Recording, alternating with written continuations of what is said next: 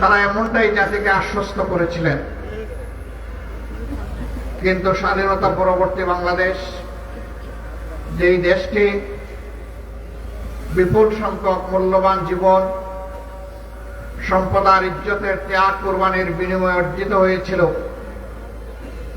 শাসক গোষ্ঠী জনগণের সাথে কথা রাখেনি।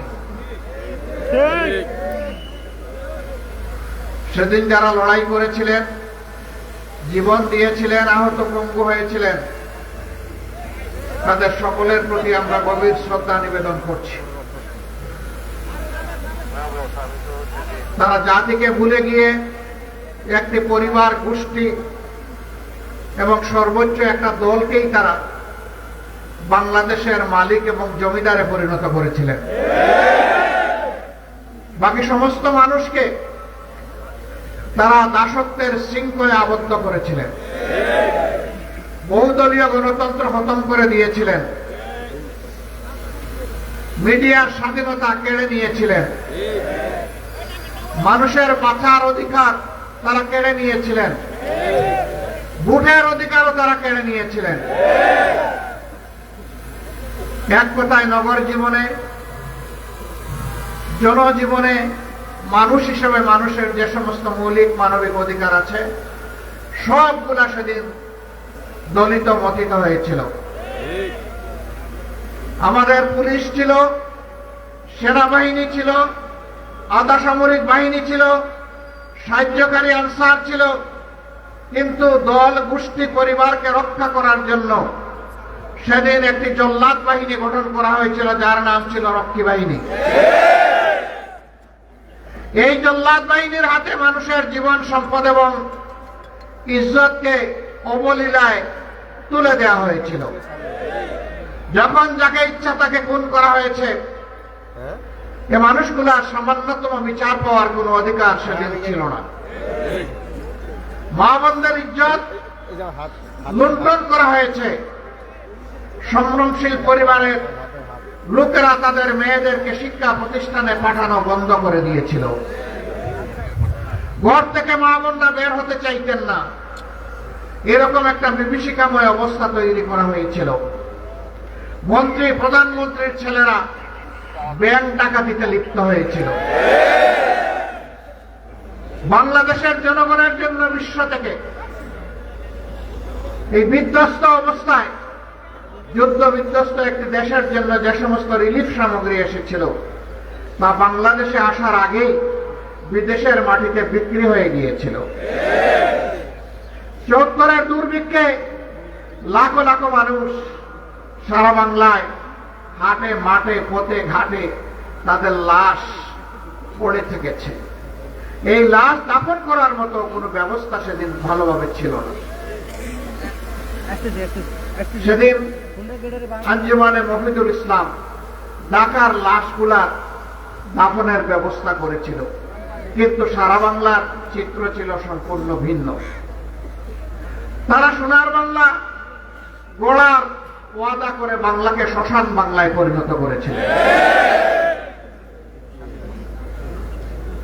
মাত্র 4.5 বছরে, 4 বছরের দুঃশাসন মানুষকে তটস্থ করে তুলেছিল। এরপরে তাদের কার্যক্রমের পরিণতি হিসাবে দুনিয়া থেকে তারা বিদায় নিয়েছিলেন।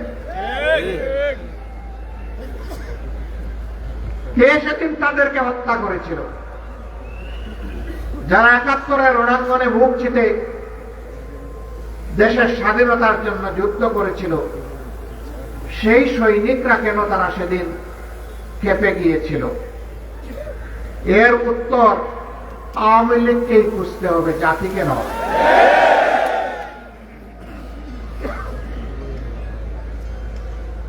সম্মানিত বন্ধুগণ,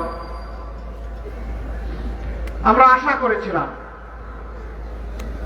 ৭২-এর 10 জানুয়ারি থেকে ৭৫-এর 15 আগস্ট পর্যন্ত দেশে যে ফ্যাসিবাদ কায়েম হয়েছিল, এক নায়কতন্ত্র কায়েম হয়েছিল, যার পরিণতি সচক্ষে দেখেছে দেশের মানুষ, এটা থেকে আওয়ামী লীগ শিক্ষা নেবে। কিন্তু ওই যে কথা আছে, কয়লা ধইলেও ময়লা যায় না। সাবান আর সার্ফ এক্সেল যা দিয়েই ধর না কেন, কালো কয়লা আরো কুচকুচে কালো হয়। আওয়ামী লীগের ক্ষেত্রে তাই হয়েছে। 3 দফায় বাংলাদেশের মসনদে তারা এসেছিলেন। 72-এর 10 জানুয়ারি, আবার এসেছিলেন 96 সালের 10 জানুয়ারি, এরপরে তারা আবার এসেছিলেন 2009 সালের 7 জানুয়ারি।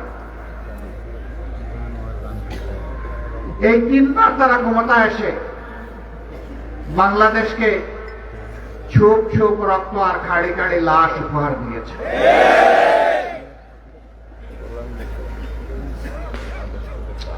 96 সালে ক্ষমতায় আসার আগে হাত জোড় করে তারা জনগণের কাছে ক্ষমা চেয়েছিল। অতীতে আমাদের দল বাংলাদেশের জনগণের সাথে যে অন্যায় আচরণ করেছে, যে জুলুম করেছে, আমরা বিনা শর্তে মাপ চাই। একটিবারের জন্য আমাদেরকে আপনারা ক্ষমতায় দিন। আমরা ভালো হয়ে গেছি, এখন দেশের জন্য ভালো কিছু করতে চাই। হাতে তসবি ছিল, মাথায় ঘুমটা ছিল। জনগণ সহজ সরল ভাবে ধারণা করেছিল তাদের মানসিকতার পরিবর্তন হয়েছে, কিন্তু না। যখনই তারা মসনদে বসলেন, তারা আপন রূপে আত্মপ্রকাশ করলেন।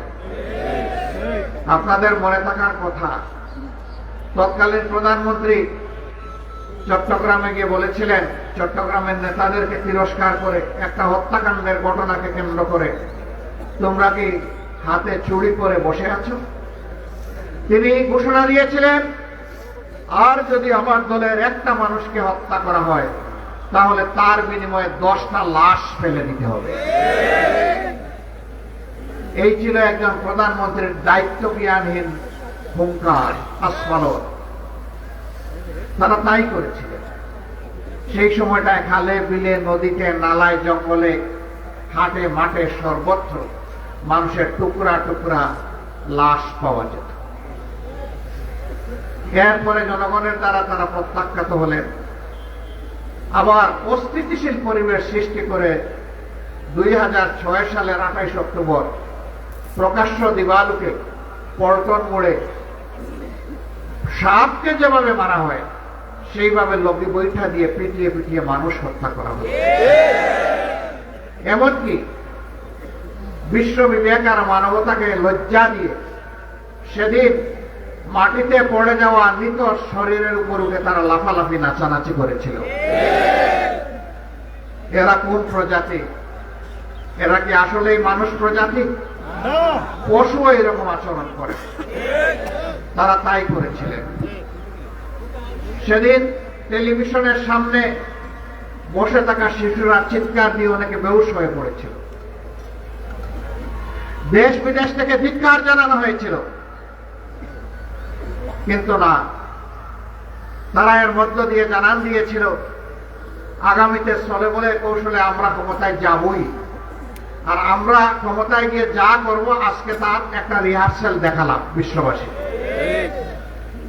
সেই তারা ক্ষমতায় এসে বিডিআরের পিলখানায় হত্যাকাণ্ড থেকে শুরু করে জামাতে ইসলামীর সম্মানিত নেতৃবৃন্দকে হত্যা করার মধ্য দিয়ে তারা যে খুনের রাজত্ব কায়েম করেছিলেন, আমরা তার বিভৎস চেহারা শাপলা চত্বরেও দেখেছি।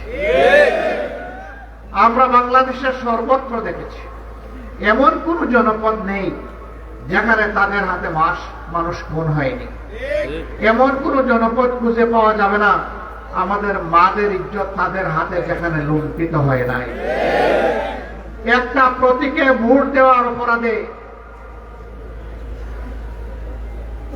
নোয়াখালীর সুবর্ণচরে আমার একজন মায়ের কি অবস্থা হয়েছিল, 18 কোটি মানুষ তার সাক্ষী। 5 আগস্টের পরিবর্তনের পর সেই পরিবারে গিয়েছিলাম। ওদের কথা শুনে আমরা আমাদের বুক সামলাতে পারি। বলবেন এর আগে যাননি কেন? এর আগে যাওয়ার কোনো পরিবেশ আমাদের জন্য ছিল না। আমরা যখনই পরিবেশ পেয়েছি তখনই তাদের কাছে ছুটে গিয়েছি। তাদের দুঃখ কষ্ট, তাদের ব্যথা বেদনা আমরা দূর করতে পারবো না, কিন্তু তাদের